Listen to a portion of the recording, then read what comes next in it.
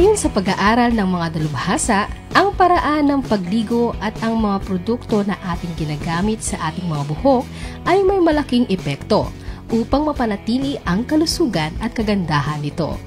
Mahalaga na malaman natin ang tamang paraan ng pangangalaga sa ating mga buhok upang maiwasan ang pagkasira nito.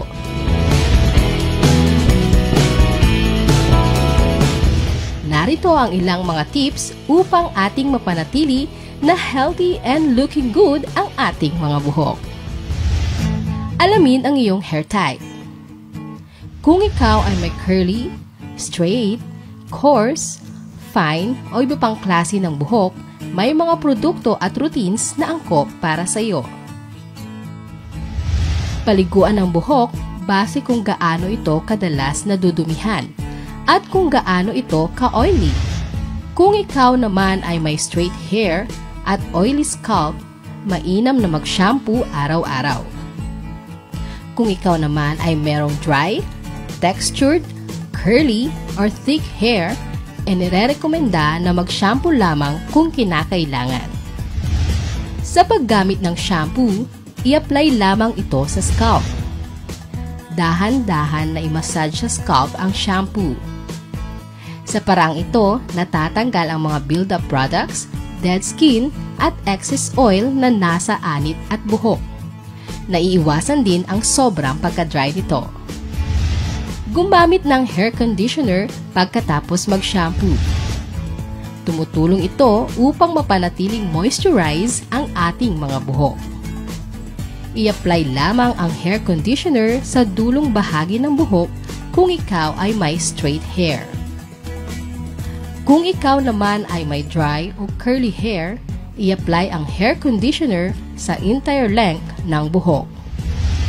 Sa panahong basa ang ating mga buhok, ito ay delicate. Kaya, inirekomenda ang paggamit ng wide tooth comb sa pag-alis ng buhol sa buhok. Kung ang iyong buhok ay makapal at kulot, mainam na suklayin ang buhok bago banlawan ang hair conditioner. Kung ito naman ay straight hair, patuyuin ng konti ang buhok bago ito suklayin.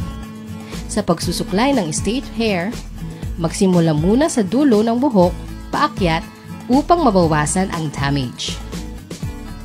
Sa pagpapatuyo ng buhok, balutin ito ng t-shirt or towel upang ma-absorb nito ang tubig. Iwasan ang pagkuskos ng buhok sa towel o t-shirt dahil ito ay pwedeng ma-damage.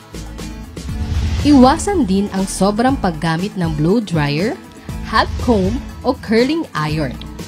Hanggat maaari, hayaan ang buhok na matuyo naturally. Sa pagkakataon na gagamit ng blow dryer, hot comb o curling iron, ilimit lamang ang oras ng paggamit nito. Sa ating paghahangad na magkaroon ng healthy and beautiful hair, kadalasan ay may nagagawa tayo na mas nakakasira pala sa ating mga buhok. Kaya, mahalaga na sa ating pag-aalaga ng buhok ay masundan natin ang mga tips na ito upang mapanatili na healthy at looking good ang ating mga buhok.